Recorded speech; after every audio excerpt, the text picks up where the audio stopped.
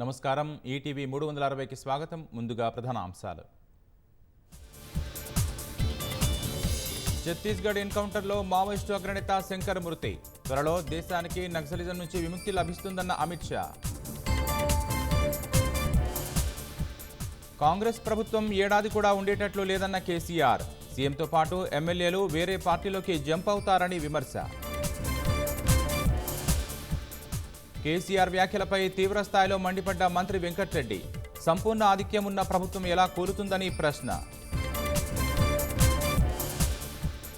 ప్రచారంలో మరింత జోరు పెంచనున్న కాంగ్రెస్.